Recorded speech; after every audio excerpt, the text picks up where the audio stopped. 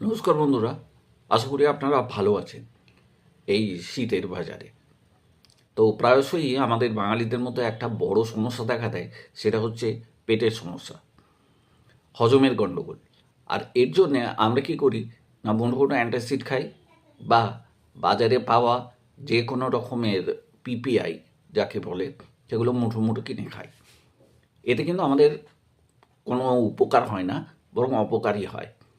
এই পিপিআই খাবার যে পরবর্তী পর্যায়ে কি হতে পারে সেটা একটা বড় ব্যাপার, সে বিষয়ে আমি যাচ্ছি না, তবে এটা থেকে সাবধান হওয়াই ভালো।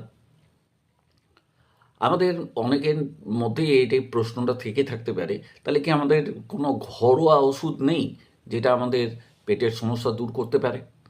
আছে। আমাদের রান্নাঘরের দুটো মশলা, আদা লবঙ্গ, আমাদের পেটের স্বাস্থ্যের জন্য অত্যন্ত ভালো। শুধু ভালো নয়, দারুণ কার্যকর। প্রথমেই আসি আদার কথায়। আদায় আছে জিঞ্জেরল। এই জিঞ্জেরল পাকস্থলীতে এনজাইমের ক্ষরণ বাড়িয়ে দ্রুত হজম করতে সহায়তা করে।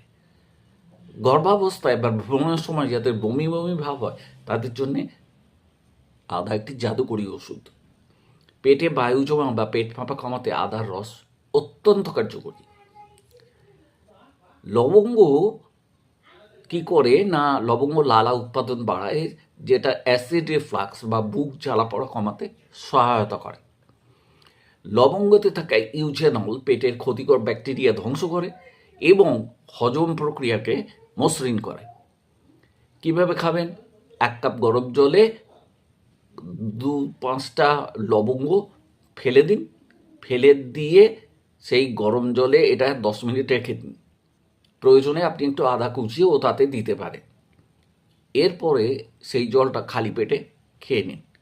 দেখুন আপনি উপকার পান কি না পান। তবে মনে রাখবেন, অতিরিক্ত কোনো কিছুই ভালো নয়।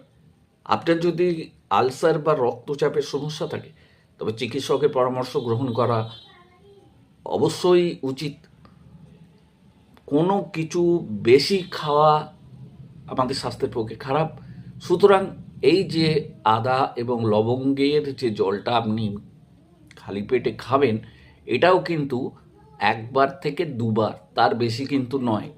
খেলে উপকারের থেকে অপকার হবে অনেক বেশি।